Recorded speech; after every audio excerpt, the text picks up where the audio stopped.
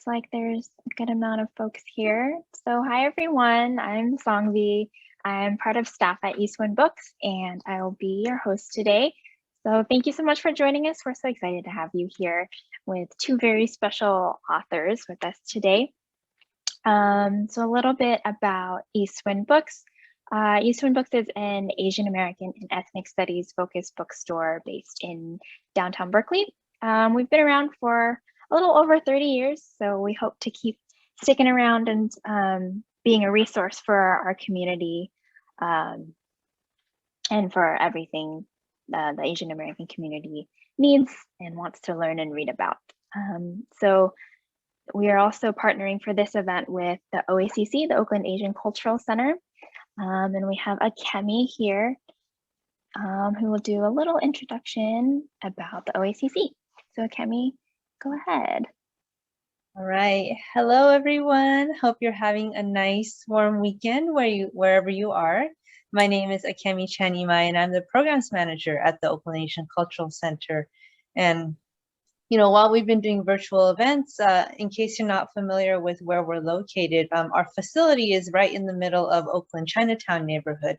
So we're lucky to be surrounded by a lot of amazing food, amazing businesses and vendors, and we just cannot wait to get back into our space and have our future story times with Eastwind in person again.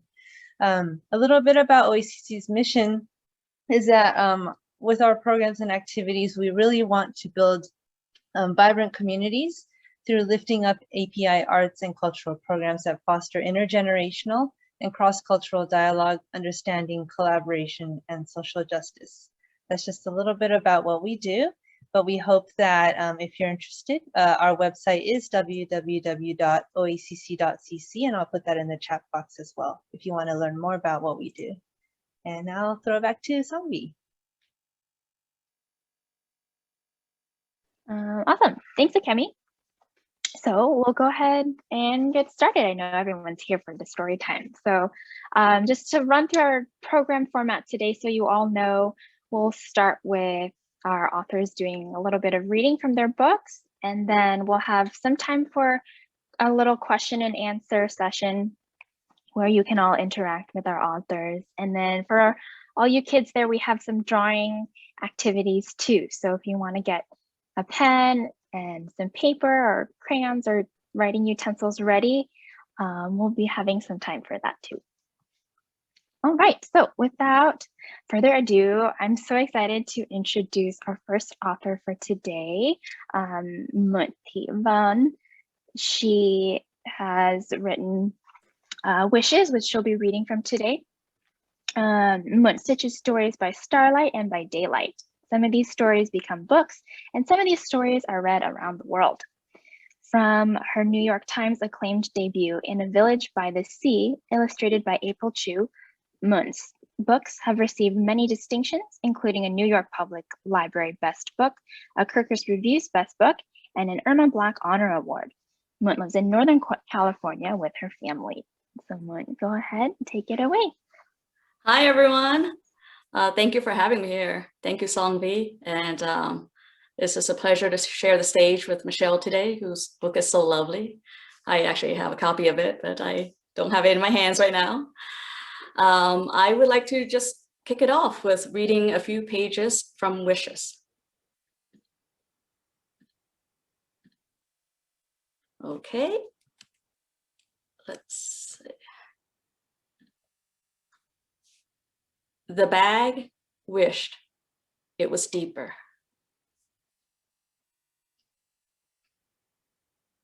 The light wished it was brighter.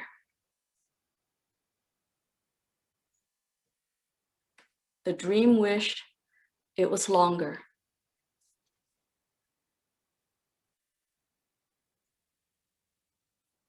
The clock wished it was slower.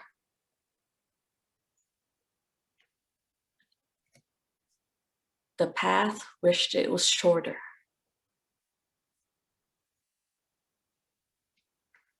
The boat wished it was bigger.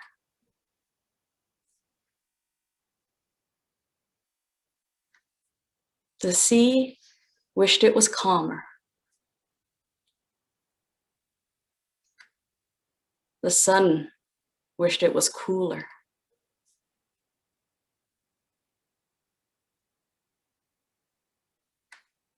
The heart wished it was stronger.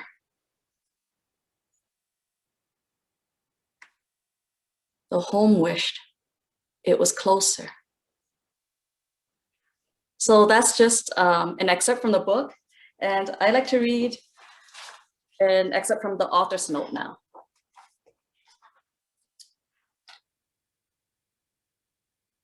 Let's see. Almost no one knew we were leaving until the moment we left. On the night of our departure, every one of the 22 passengers aboard our boat left behind a child, a spouse, a parent, a grandparent, or a sibling. Some we never saw again, including my grandfather. We left streets and neighborhoods that were as familiar as the lines on our hands. We left customs and traditions that had been handed down for generations. We left communities that had shared in our joys and sorrows. We left our world, pursuing and hoping for a better one. During a weeks-long voyage at sea, we ran out of gas, we ran out of food, and we hit a storm so terrible, it almost ended our journey and our lives. Some of our relatives lost their young children while making the same journey. Fortunately, everyone on our voyage survived, and we even rescued 4 refugees stranded on the island of Hainan. In the waters near Hong Kong, our boat was spotted by the local Coast Guard. We were eventually brought to a refugee camp where we stayed for almost a year before we found asylum and a new home in the United States. More refugees are made every day, not only from local violence and persecution, but increasingly from catastrophic natural disasters and climate change effects. It is not always easy to decide whom to help and when, but I think it is easy to open our hearts and to do what we can when we can. Sometimes that means sharing what we don't need, whether it's food, clothing, or room. Sometimes that means volunteering as a language tutor, a guide, or a driver. Sometimes that means demonstrating to show support and solidarity. And sometimes that means petitioning to change laws and policies. Sometimes doing what we can just means saying hello. I wish only for a safer, kinder, fairer, and more beautiful world. I hope you'll join me in this wish. Together, we can make it come true. And I think, and now I'd just like to read an excerpt from Victor Nye, who is the incredible artist behind Wishes. So I'm going to just read a little bit from her artist's note. The narration told through inanimate objects especially affected me. The passivity amplifies the little choices individuals have in times of great change and turmoil. The third-person perspective speaks to the universality of wishing for hope in a sea of helplessness, relatable to anyone who has to leave their home in search for a better life.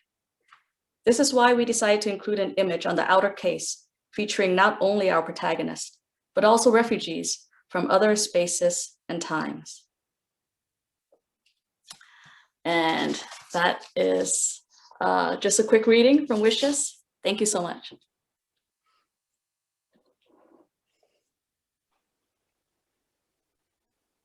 Wow, thank you, Mun. That was beautiful.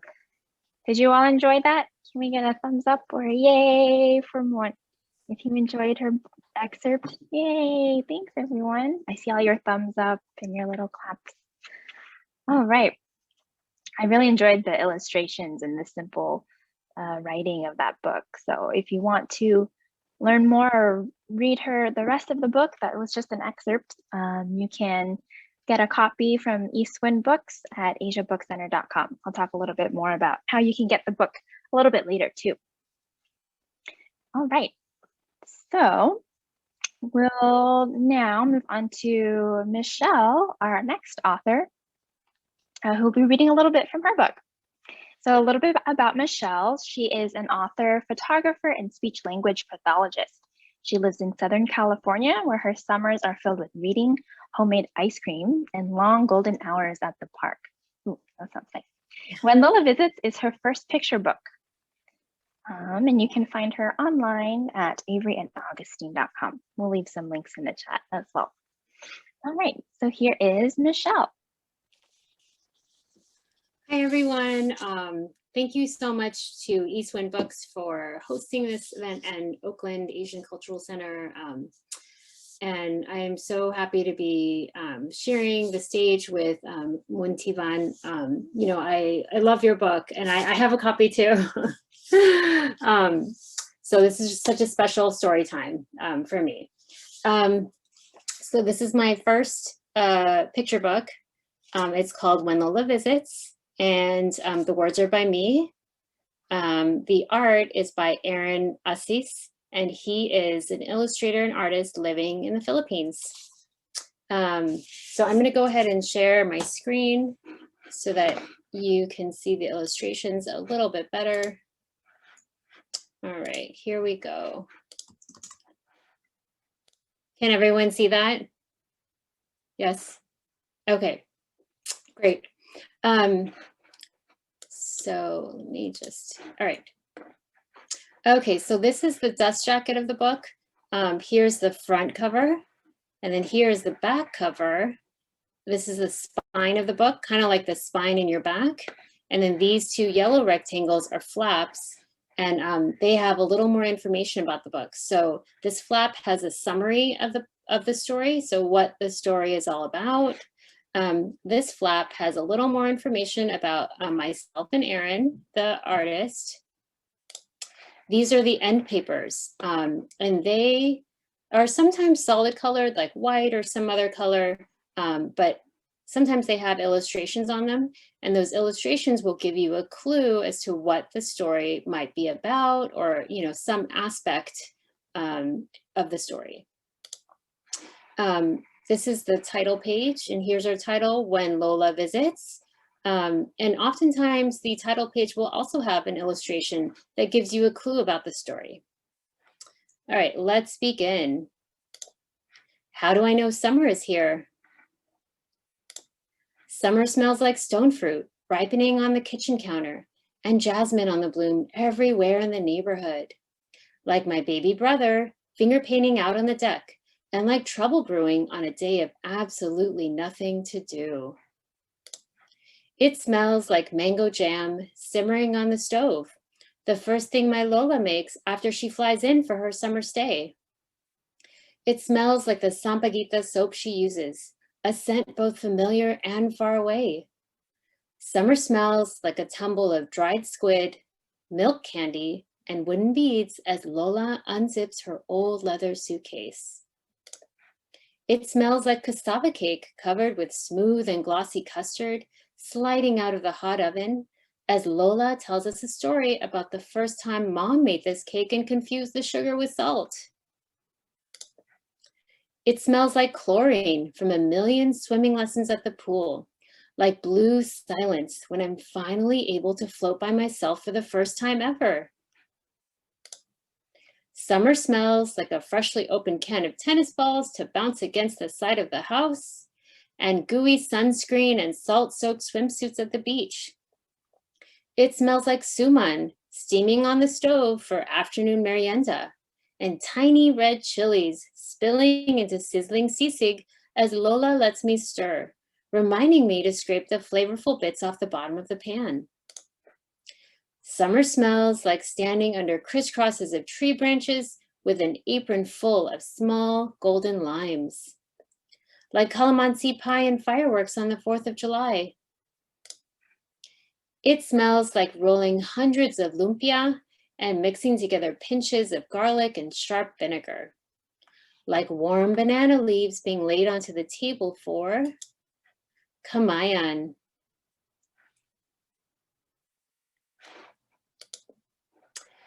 So that's an excerpt from When Lola Visits. I hope everyone enjoyed the story, or that part of the story.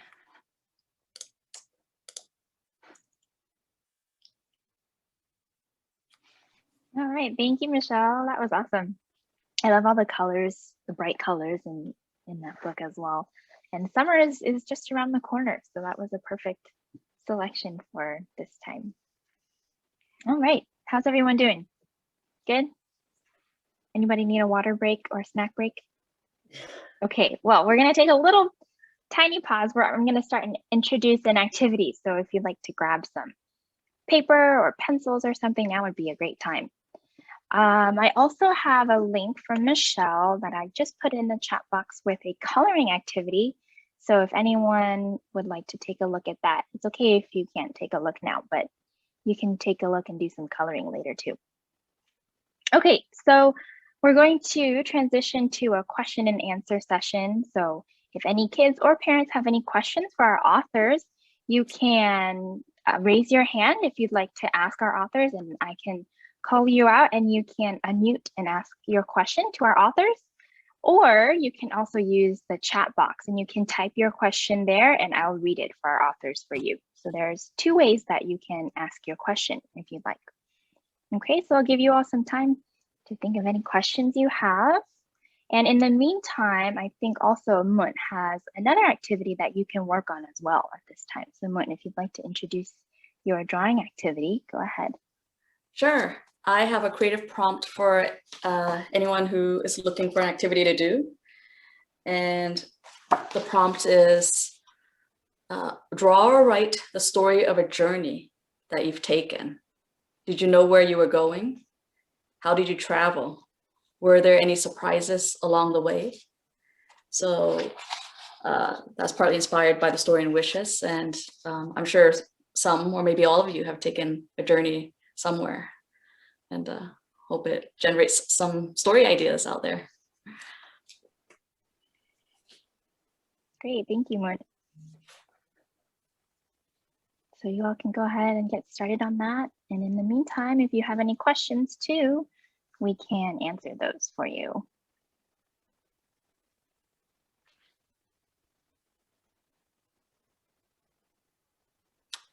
I have a question for Michelle. Could I ask Michelle a question? Yeah, of course. Michelle, was there like one particular, I guess was this story based on your experiences with your grandmother? And is there like one particular memory that you love the most? That's a great question. Thank you.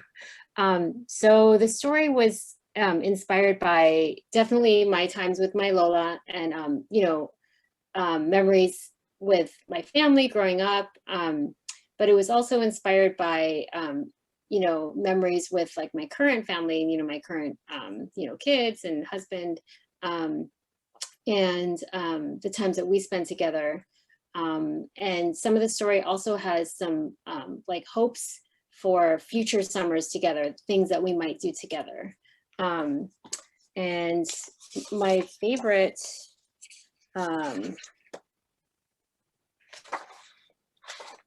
part of the story is definitely this scene here where they're picking calamansi from the trees. And then later Lola uses the calamansi juice to make, her take on the American key lime pie.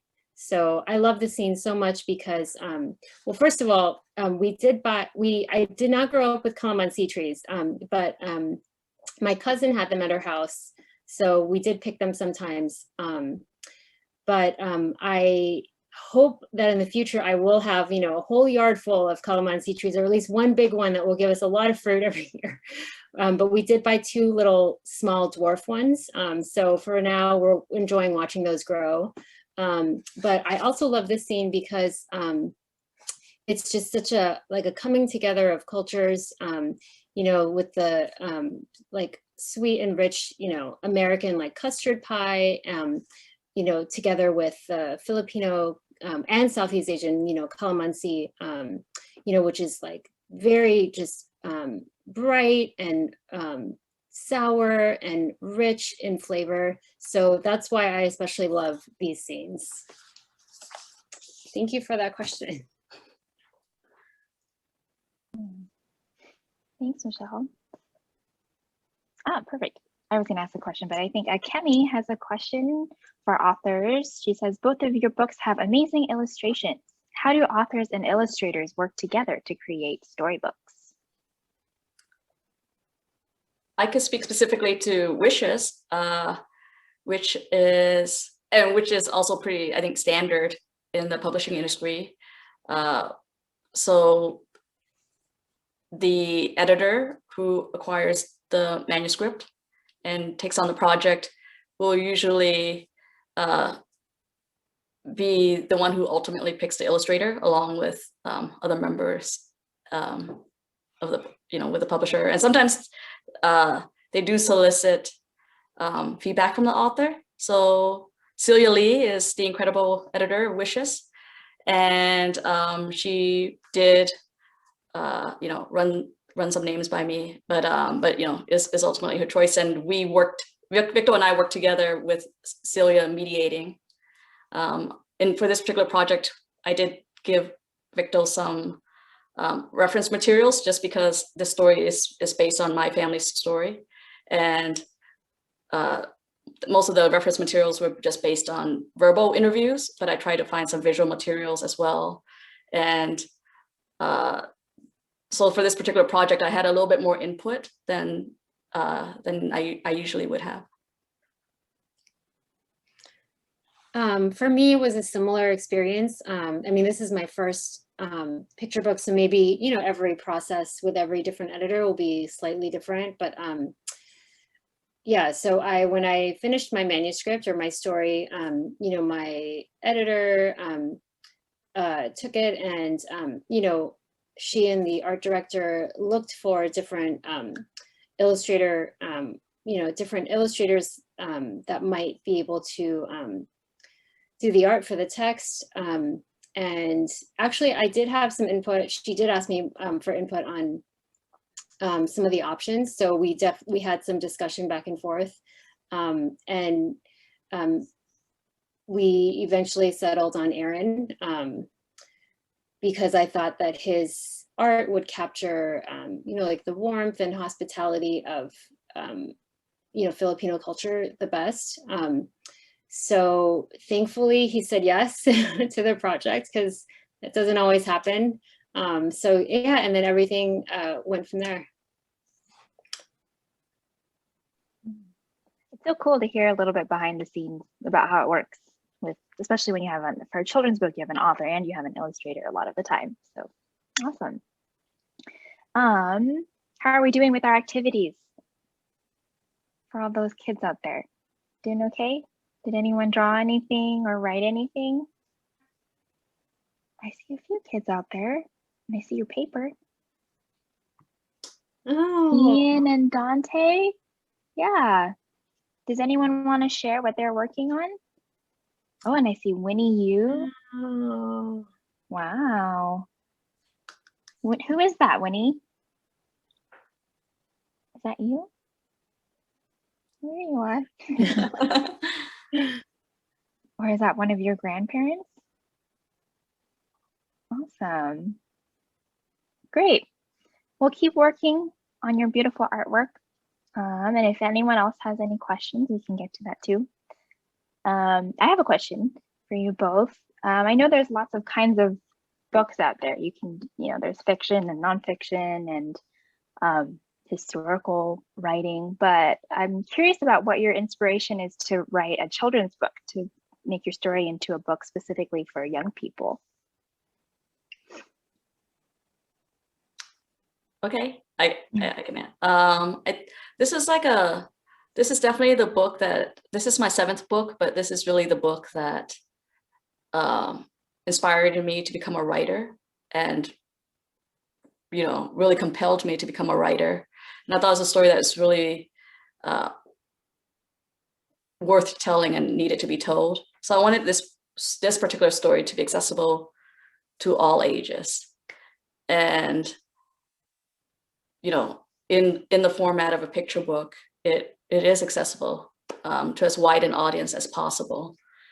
And on top of that, currently I really just enjoy writing picture books. I really love the combination of like lyricism as well as story, and the visual aspect just brings out a whole different world that that sometimes isn't available when it's only words. Yeah. For me, I actually never set out to become a children's book writer. So when I was younger, I wanted to be a travel writer or a photojournalist. And I have had, some photographs published, and I still hope to do, maybe some of those things later on. But I for a few years now, I've blogged about children's books, kind of ever since my kids have become of reading age. I have taken more of an interest in that. When I was younger, I grew up as an avid reader. And then, when it came time for me to choose a career, I chose to be a speech and language therapist. So that also involves a lot of books. So books have always been in my life. But I also like reading all these, amazing picture books and, chapter books in middle grade. I knew how hard it was to go down the publishing path, and that, it would never, it's not guaranteed, you can write something, but, it might not ever see the light of day in terms of being published, or, it's hard to find an agent, and then later on to be out on submission and, find an editor who might be interested in your story. So knowing all that, it was the summer of 2018, and I was in my kitchen, and I walked past a bowl of peaches, and they smelled, I could tell they were ripening because they smelled sweeter than the day before. So that bowl of peaches was what inspired the story, what initially inspired the story. And it just made me think about, how there are so many amazing, wonderful smells of summer. And, those smells always tell me that summer is here. Just like when you walk into the supermarket and the air conditioning hits you in the face and, kind of brings up all those different stone fruit smells, like peaches, nectarines, cherries, So I thought, could there be a story here? I thought about it, and I was like, I knew this would be a really hard path, but the main reason why I wanted to write this story was because I wanted it to be about a Filipino American family, because I knew that we didn't have too many books out there that represented us. So that's the reason why I became, a writer of children's books, because I wanted to see more Filipino, more Asian stories out there. Yeah, definitely. Thank you both for sharing.